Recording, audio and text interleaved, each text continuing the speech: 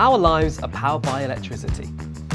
And as the world moves forward, we're only ever going to need more. And this makes the UK's aims of becoming net zero even more challenging. So how does all this energy get to our homes and businesses to help power our lives? Where does it come from? And what's being changed to make sure our energy supply is cleaner and greener? I'm James, and I'm on a journey with National Grid to find out just how our electricity transmission system works. From all the way out here by the sea to here in our sockets. So come and join me as I venture behind the grid.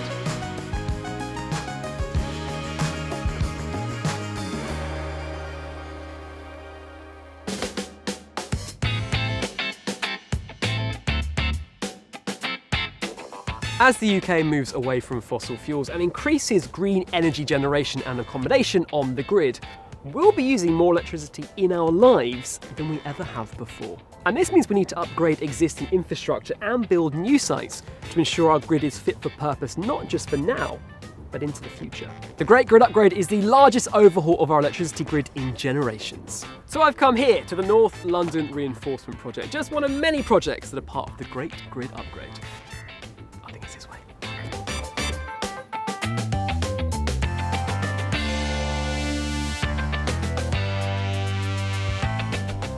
Hi James. Morning Amy. You okay? Nice to meet you. How are you? Good, thank you. We've done some pretty cool things in this series, but this might be the most interesting. Yeah. I can see a man with a life jacket. Matt, nice to see you. And I can see a boat. Yeah. Tell me everything. We are going to take you out onto the water, talk about the North London Reinforcement Project and go through some of the exciting things that we've been getting up to. I can't wait. Right, let's go, Matt, shall we? Yep. Like that. There we go. Like that. Yes. And then just do it up at the top. I'm in. Thank you you. want Amy as well. There we go. Thank you very much. Perfect. Well, I'll follow you guys. You all done up? Yeah. Ready to go? Welcome to National Grid Cruises.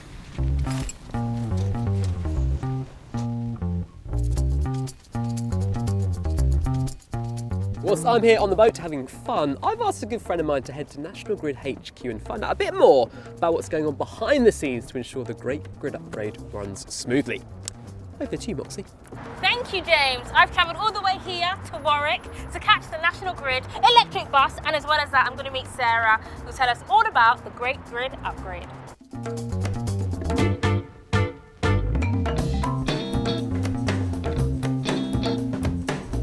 Sarah, how are we? Hi, Mwaksy. Good, thank you. How are you? Yeah, really good. I'm super excited. So tell us a little bit about your role. So I'm Sarah. I'm a lead project manager at National Grid, and I'm supporting one of the projects that delivers the Great Grid Upgrade. Oh, wow. And where exactly are we going right now? We're heading to Warwick, which is our head office, to meet various different teams that do all kinds of different things for National Grid. So we're in Warwick, which is our headquarters, so all kinds of things happen here to keep the grid and the energy flowing. Right, talk to me about the Great Grid Upgrade. I keep hearing it, but I have no idea what it is. Yes, so the Great Grid Upgrade is the largest overhaul of the UK electricity grid in over a generation. And the reason why we need it is because the grid was predominantly built in the 60s when we had a small number of very large energy generators, and now you'll know that there's lots more renewable generation, and that generation is coming from different places, so the grid needs to look very different. The way we generate energy is really changing, and in order to connect that generation we need pylons and subsea cables in different places so that by 2030 the grid is ready to move that energy around the country. Oh. So Amy, when I started doing the National Grid filming, I didn't imagine we'd be on an electric boat in this beautiful setting. I mean, this is pretty unusual, isn't it? Yeah, very unusual. It's very beautiful as well. Part of the project team, we're really lucky to be working somewhere like this. Yeah. When you think of a substation, you don't often think of something as picturesque as this. So we've had the weather today as well, which is good. We have, and the substation is here somewhere, isn't it? Yeah, it's just beyond those trees. If you follow those overhead line cables, it'll be just in the distance. And tell me a bit about what we're doing here today. Where are we? Why is this so important? So we're here at Waltham Cross today, part of our North London Reinforcement Project.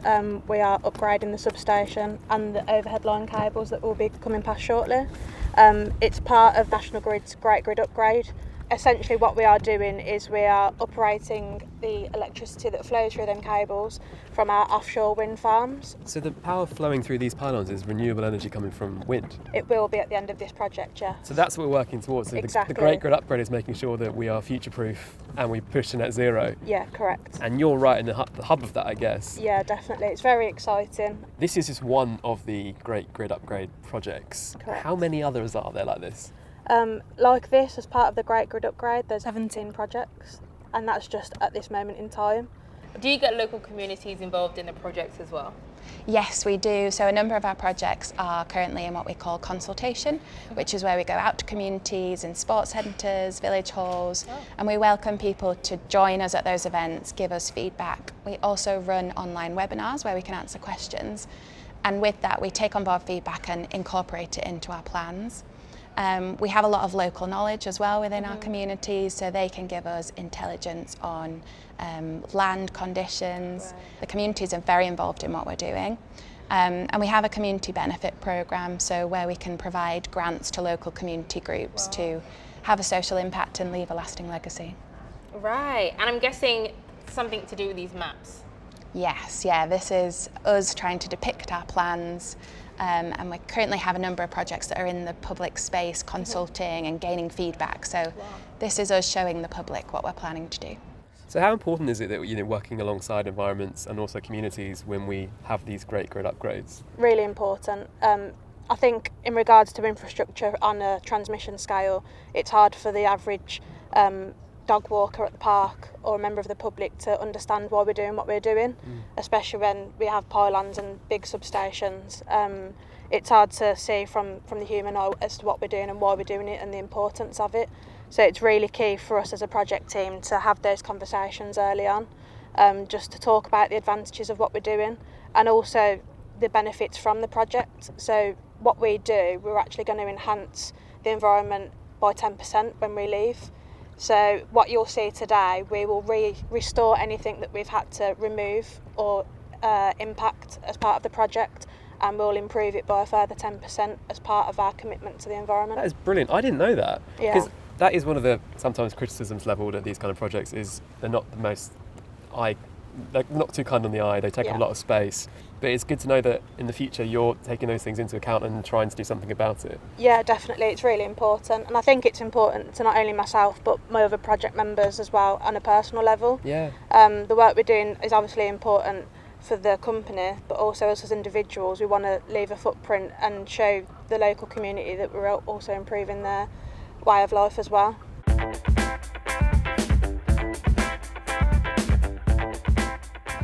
Mwaksy, this is Phil. Phil works in our National Control Centre. I'll leave you in his capable hands. Oh, I miss you. Phil, nice to meet you. Hi, how are we doing? Yeah, Welcome really to the good. TNCC. I feel like I'm in a movie. Really?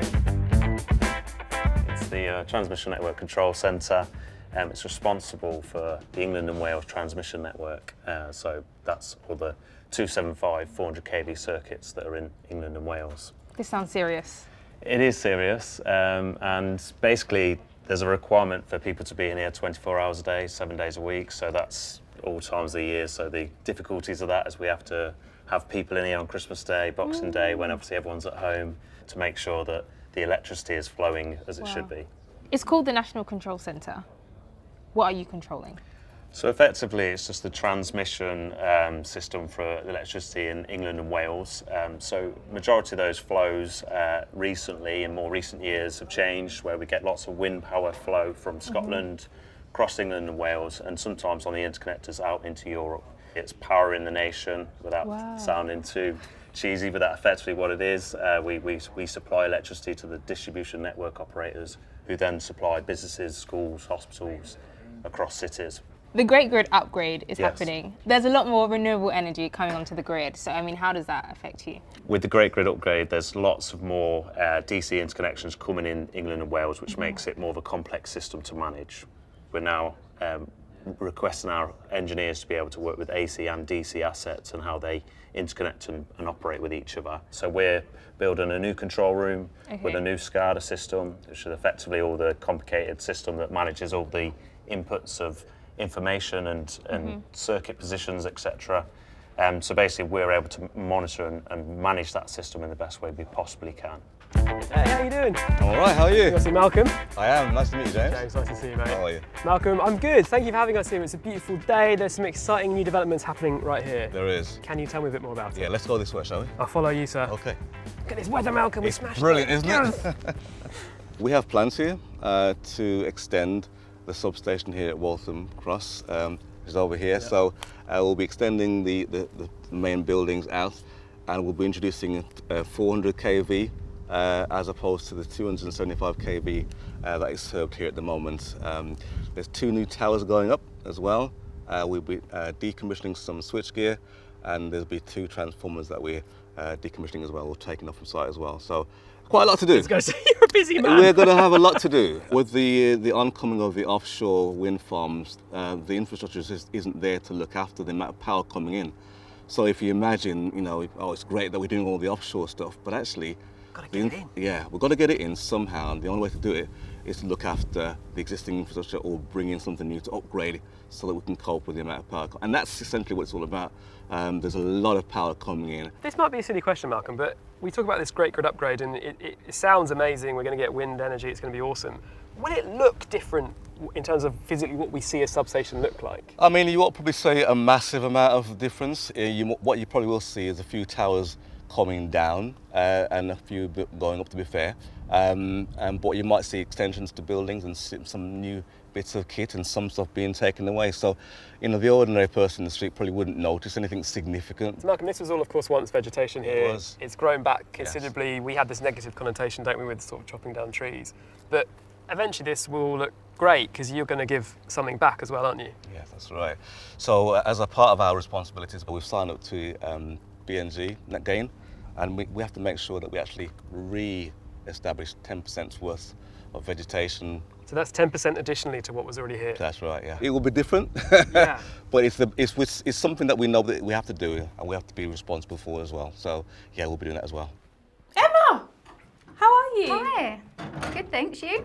I'm very well, thank you. Is this the games room? Yes. Am I player 1 or player 2? I love games. Tell us a bit about your role here. So I am Digital Product Manager within Strategic Infrastructure. What we're trying to do is understand the requirements of the project team and try and find the right digital technology to help them with their requirements. So as we know, construction can take many, many years. So some of the technologies that we're looking at are helping to speed up that process. So for example, we're looking at a visualisation of kind of the final route of one of our ASTI projects, so that when they go to the consultations and they're talking to the stakeholders, they can actually visualise what that route's going to look like from their doorstep. They can type their postcode in and really see what that route's going to look like. Now, this headset here is staring at me, I'm staring at it.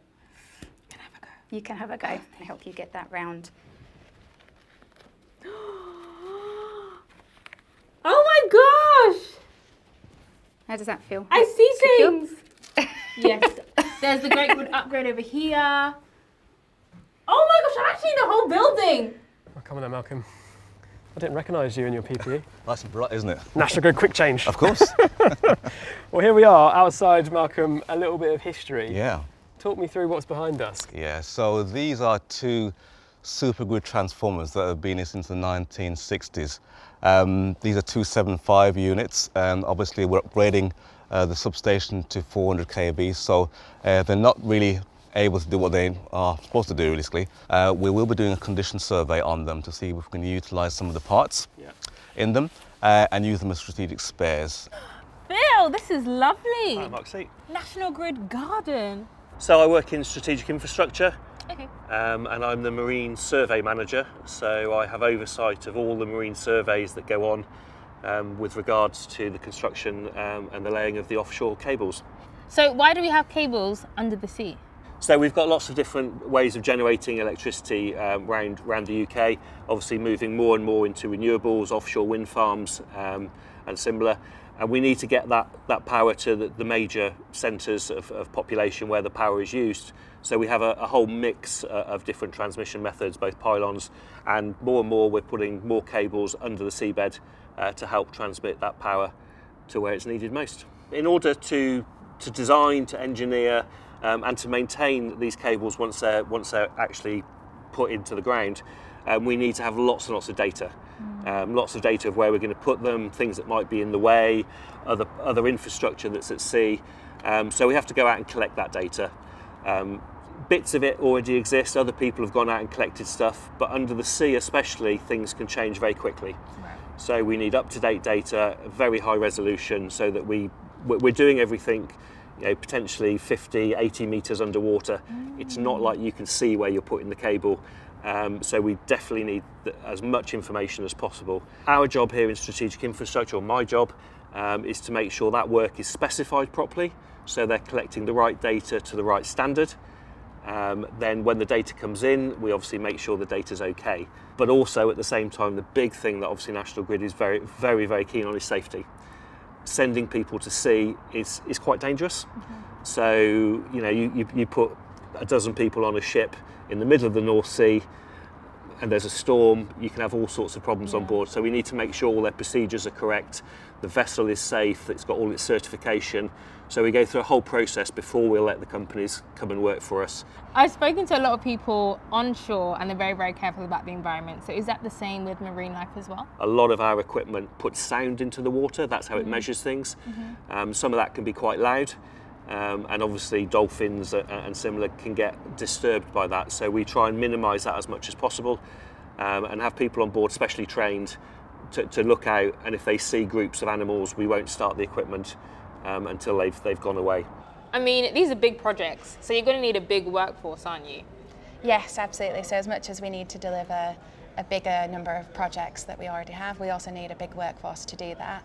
And that includes new talent and also increasing women in STEM subjects. So there's a lot of work going on to attract talent to the business, increase people's training and competency. The projects we're getting up to, they're big scale. We need big scale of people to come and help support the projects across the board. So it's not just ones and twos, it's, we're talking big numbers here to kind of get the recruitment for the future. And that goes from early careers, right, to help train the roles that we need for the future, as well as the experienced hires that we need doing the jobs right now. So, yeah. But also the work that we're doing, a lot of people haven't done this before, so it's all new territory. So we really need to find people with very, very niche skills, which is why we have to really dig deep. Work with the schools, work with the universities, look at every single avenue we've got to try and bring that expertise in. So you guys are graduates. Tell me all about the graduate scheme. So the National Grid grad scheme is an 18-month grad scheme. We do 3 6-month rotations. 2 of them are kind of in the department that hires you, so in my case that's procurement, and then we get the opportunity to step out and see what the rest of the business is about. So I've started in customer connections, now in SI as an analyst, and I'll be back in CC for the last 6 months. People are from everywhere, all sorts of background, all kinds of places in life, and I think that's what's really nice. It's a very diverse grad scheme. Speaking of awesome grads, I'm here with another one. Sylvia's joined us on the water today. Thanks for coming here. It's not always as beautiful as this, but it's a good day to be here. How did you find out about National Grid? Why was it something you were interested in? So actually I found out about National Grid through an Insight Day that they were doing. It was an Interconnected Insight week sort of session they were doing online. And then I signed up for a mentoring scheme with National Grid, and that was in my second year of uni, and I had a brilliant mentor. He was really supportive, really encouraging to apply for the grad scheme as well. This is the industry where a lot's happening, there's a lot of change, kind of this rush towards net zero, so I thought it'd be really good to be a part of it at the start of my career, so it's definitely somewhere I plan on staying as well, so yeah. You can join as an apprentice, you can join as a graduate. There's lots of different ways to join the business, or you can join as an experienced hire as well. So we've got pretty much any avenue for someone to get into the company. But we're also there to support people and sort of develop skills that they have got, because we have a lot of people who join us who aren't necessarily National Grid ready, but we're able to get them up to speed quite quickly. We offer a programme called STEM Returners. It's all about bringing women back into the workforce from that kind of career. They might have been out for a couple of years having families and things, but we passionately care that they've got the skills, let's bring them back and utilise them. That's so important. So would you say your workforce is very diverse then in terms of age, gender, experience? Yeah, it's incredibly diverse. I think that's one of the nicest things about working here. It's just there is diversity of thought and diversity of opinion. We really do promote diversity from the off. We've got some fantastic people joining at all levels within the business. And what would you say to any young person thinking of applying for the grad scheme? Just go for it. Like, it's a really amazing company. It's an amazing time to join it. There's so much going on. There's so much you can contribute. You get as much out of it as you put into it. So just go for it. No, absolutely. I think from all the conversations I've kind of had as well on the grad scheme, it's a really good time to be in the industry. A lot of people are kind of jealous of our youth and our position that we get to join right now when all this stuff's going on. So yeah, definitely do it. There's lots of opportunities in lots of areas, and just because you do one area for a while and it doesn't necessarily work out for you, you can always look at other areas. And we're willing to develop people here, and like I say, it's a career for life. You don't have to stick to the same career path, but you can stick to the same company because there's so much opportunity. I've been here for nearly 6 years, yeah. So I started as an engineer, I've now qualified as an engineer, and now I've had the opportunity at National Grid to study law, so I'm thinking about how I can move into a different team and a different function and learn more about the business. Wow, that's so interesting. Yeah. What made you want to transition from the engineer world, I guess, into law? Yeah, I've just had so much opportunity, particularly on construction projects, and once I got my head around how we build things and the engineering, then I started to learn about how important our contracts are and how we can make sure we deliver value for consumers.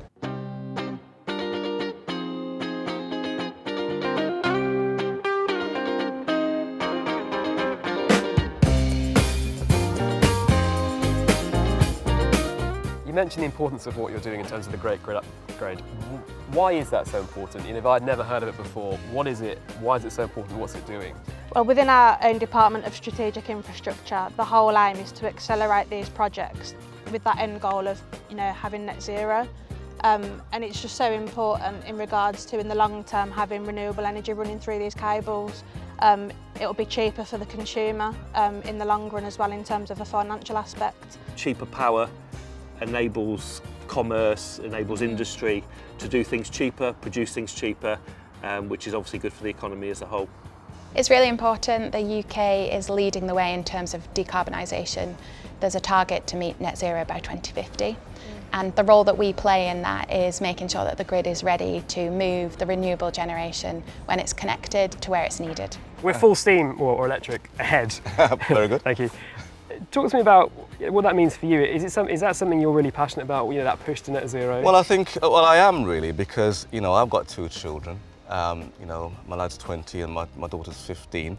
And, you know, I want them to have the benefit of what we've had and not be worrying about the lights going off or the toaster not working when they put the toaster in the morning kind of thing. So it is important for us to just make sure that we're safeguarding the future for them and for their children and their children's children as well. So I think we've got a responsibility as individuals, as a company as well, to be as far-reaching into the future as possible and making sure we've done the best that we can.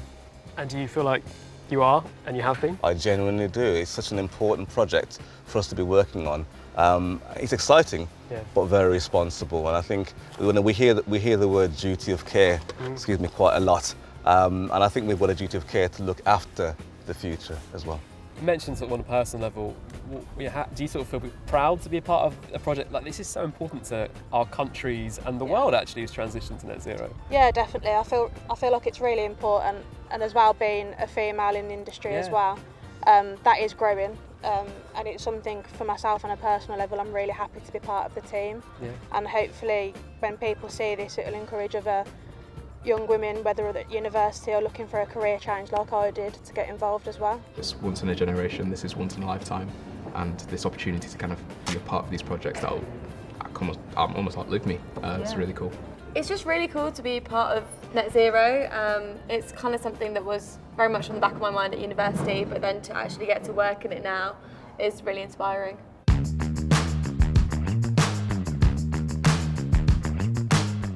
Wow, what an incredible day. I have honestly learned so much, and I can say that the move to net zero is well on the way thanks to the Great Grid Upgrade.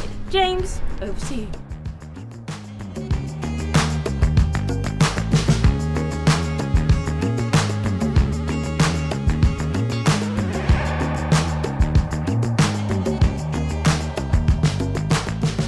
Across the series, we've seen how electricity is generated, transmitted, and then converted, just so we at home and at work can seamlessly flick a switch and it all just happens, whilst taking into account our local communities and, of course, our very precious environment. National Grid and our electricity transmission and distribution systems are part of this wonderful picture which consists of thousands of people. We've met some of them in this series, hundreds of different sites up and down the UK, in mountains, on rivers, like we were today. It never ends, and National Grid continues to blow my mind by just how much goes in to making it so easy for us at home and at work to flick a switch and the lights just come on. So thank you, National Grid, for all that you do. It's time for me to put the kettle on myself. And hopefully, we'll see you soon.